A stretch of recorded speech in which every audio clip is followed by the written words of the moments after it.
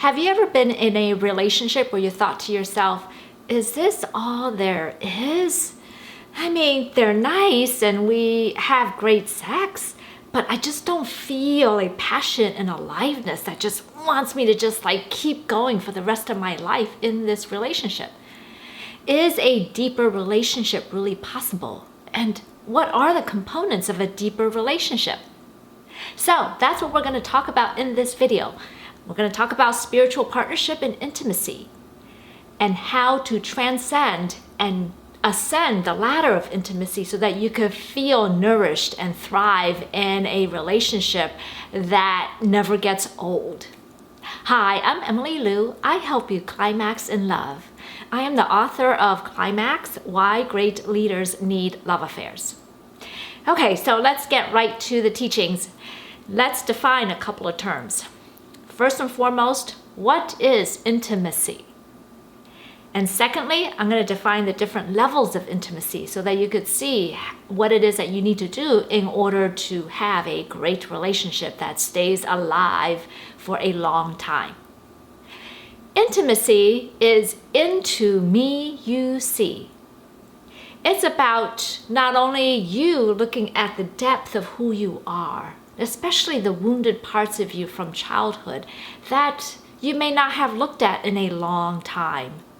We have all suffered wounds, and some of those traumas were either like minor or they could have been really big traumas. That is the universal human experience, is that we have all been wounded in one way or another. When we get wounded, we feel shame. We feel not enough. We feel unloved and unworthy. And those feelings and emotions are painful. And so because during those moments of pain, we just shut down and just don't want to feel those parts of us again. And that's why we build masks in order to live a life of just calmness and hopefully not get triggered of those wounds. So when we shut down those parts of us, we're not even intimate with ourselves because we don't want to look at those parts that have been swept under the rug. And I certainly did that up until I was 40 years old, of disowning the parts of me that were discriminated against and felt ashamed for growing up Asian. And at some point in my early 40s, I ended up in a year-long battle with depression as a result of not addressing those burdened parts of me. And it was only when I addressed it and rescued those parts of me out of the past and did the healing and just like rescuing even the fetus part that just didn't feel worthy when she was growing inside of my mother's womb. All of that reparenting and healing is what integrated all of these disowned parts of me into my whole. Because the intimacy journey within yourself is about reclaiming these lost and disowned parts of you that you'd rather not look at in order to have thriving relationships, romantic relationships. You have to do the work to understand these parts of you, because if you don't, then the relationship will be very difficult to get to a deep level. So that's into me, you see, within yourself. So you're looking at intimacy in yourself. Intimacy is also about allowing your partner to witness all those parts of you with compassion and without judgment.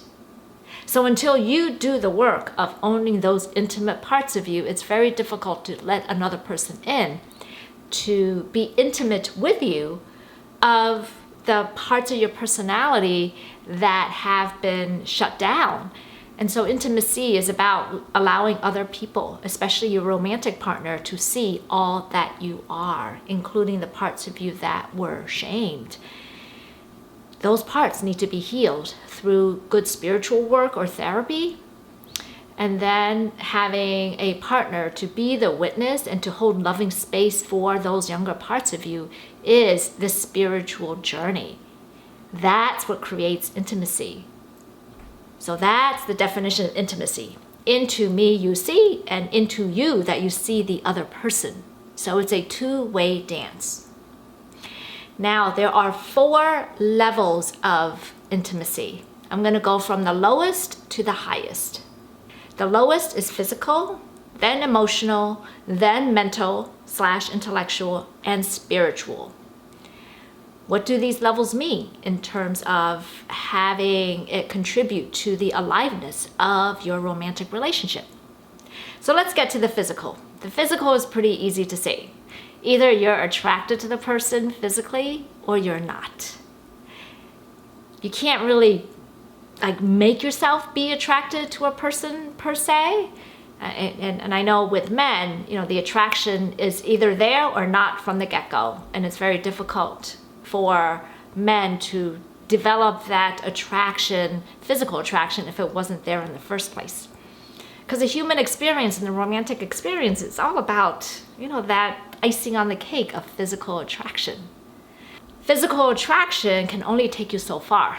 You get curious about the other person, you're attracted, your nether regions get all fired up, and you just want to have sex.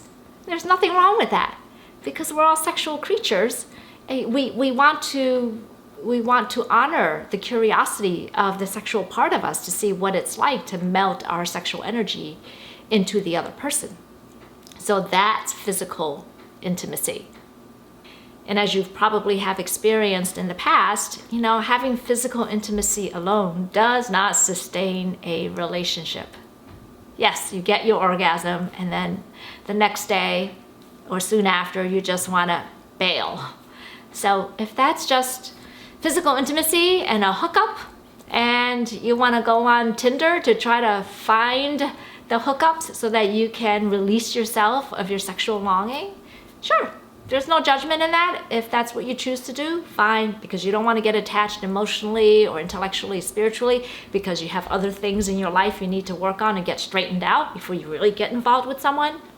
So allow yourself to have physical intimacy, and if that's all you want, that's great, but that's not sustainable for the long term. Then there's emotional intimacy, where you start to catch the feelings for someone.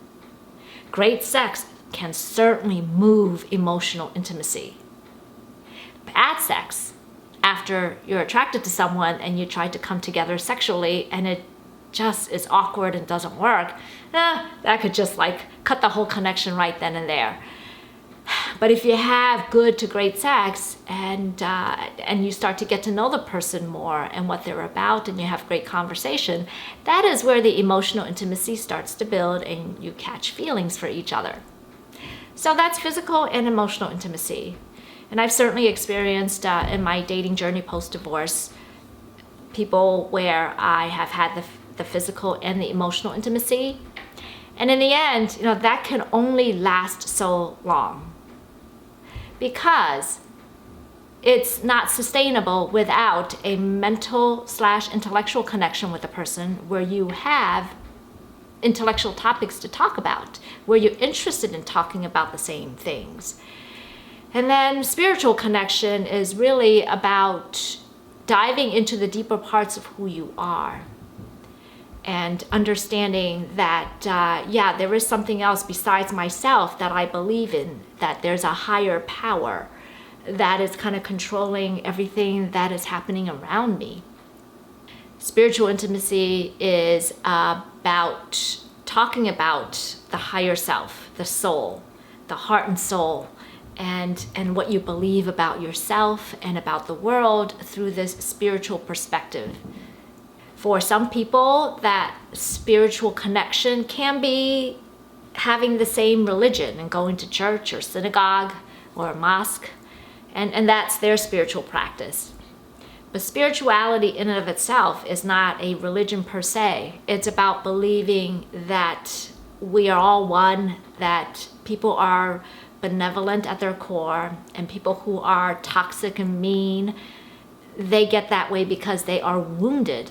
They have been wounded as a child. And when children get wounded and traumatized and no loving parent or adult figure is there to let them know that they're good enough and that they're worthy, then that person ends up walking around with many layers of masks so that people don't see the real person underneath, because that real person has never really felt seen or loved, and so it's just easier to erect masks.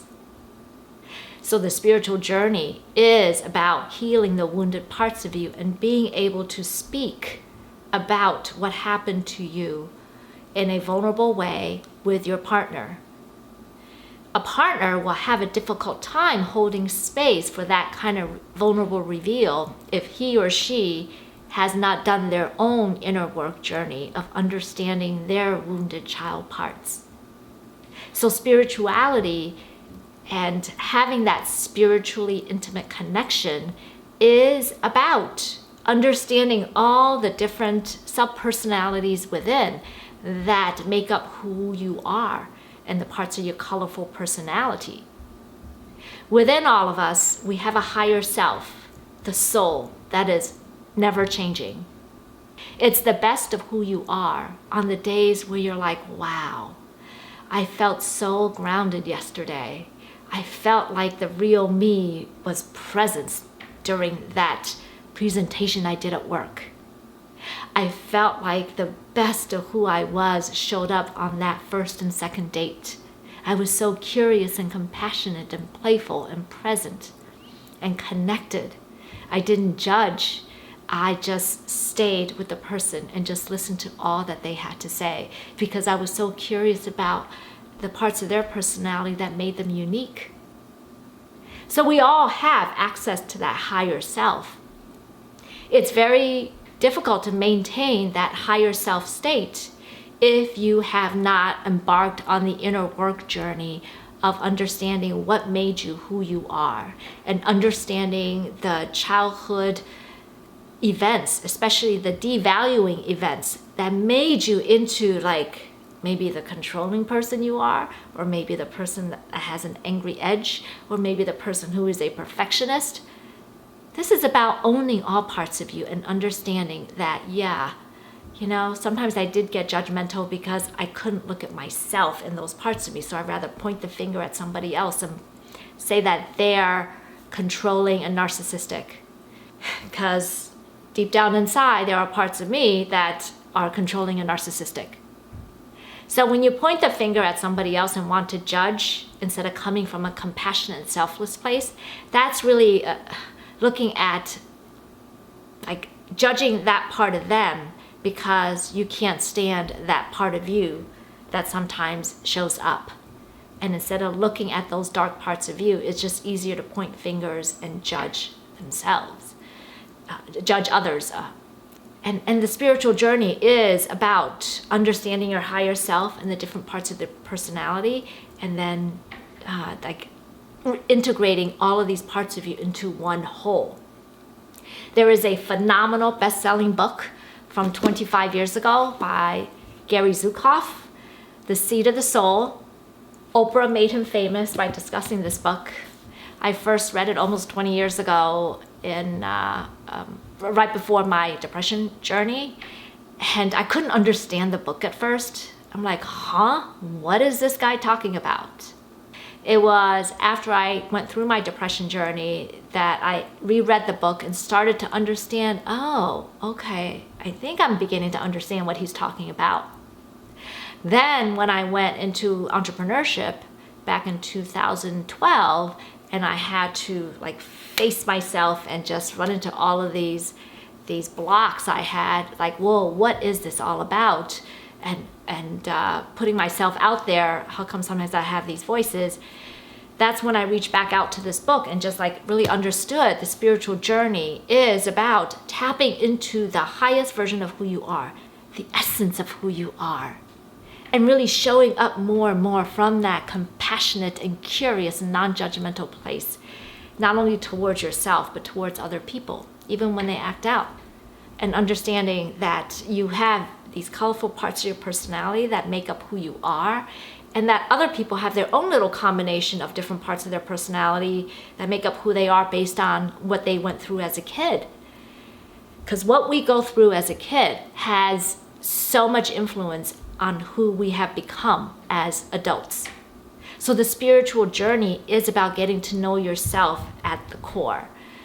Spiritual journey requires that either you watch YouTubers that talk about the spiritual journey and what it's about, and or reading books and participating in programs and getting healers and coaches and therapists so that you can really work on yourself and release yourself of the burdens of I'm not enough, I'm not worthy, out of your system, out of your emotional body. And that's when you can fully come alive and be your higher self that attracts a like-minded person. So the person you're with that feels boring to you is more than likely at your same vibration, because like attracts like. So if they are not on a spiritual journey of understanding all the different parts of who they are, and they are not into discussing intellectual topics or reading books and just discussing the world, and besides like having sex and let's go to a concert and let's go to a restaurant and socialize, that can only last for so long, right? And many people are in marriages like that. There's nothing wrong with that, but at some point in your life, you're gonna say, like, is this all there is? So spiritual journey and ascending this ladder of physical intimacy, emotional intimacy, mental intimacy, and spiritual intimacy is about traveling together on this path of getting to know yourself. Starting to read books like The Seed of the Soul, or transcending the levels of consciousness. Now this can get pretty deep, but I would say just Google like spiritual journey and see what you find on YouTube, and start to follow some of those teachers, and you'll get a feel for, oh, this is what the spiritual journey is about. This is what spiritual intimacy is about. So if I get deeper into these topics with my partner, this is where we can grow together as a couple and have much more interesting discussions about life and about ourselves, as opposed to just the surface level, okay, we have an emotional connection, we like each other, and we're attracted to each other, and let's have great sex. Well, you know, if that's okay with you for the rest of your life, that's fine. But I don't think you would be watching a video like this if you were not interested in taking the relationship deeper. And taking the relationship deeper is about trying to articulate your thoughts and feelings from the deepest core. You may not even be able to articulate what those thoughts and feelings are. And so this is where good therapy comes into play, where the therapist can take you through, like, what are you really feeling inside? Yeah, and where they're giving you emotional words where you're like, oh yeah, that's right, that makes sense. Okay, oh, I didn't know that that's why I do what I do. So the more you understand yourself, the more you are in touch with your spirit. The more you are in touch with your spirit and can speak for all these different parts of you to your partner, this is where it invites the other person to start to share some of those aspects of themselves. So if one person starts the journey in this relationship, in whatever relationship you're in, it could help to foster the growth for you to transcend and go above your current level of intimacy that you have with your person. So a spiritual partnership and intimacy is really about getting to know yourself at the deepest core level, and to be able to speak about all of these parts of you from a place of vulnerability and strength. Then that invites the other person to participate in that dance with you, and this is how you build intimacy that lasts a lifetime and that can take you on an adventure that you never thought was possible. So if this video resonated with you, please comment below and ask me any questions. I would be more than happy to make additional videos about this topic. And I invite you to read my book, CLIMAX: Why Great Leaders Need Love Affairs. This story, it's a fictional story that's gonna tell you about the journey of this person who was all living in ego and what he had to go through in order to get to the other side and climb up the ladder of intimacy within himself first, and then climb up the ladder of intimacy with another person. Until next time, take care.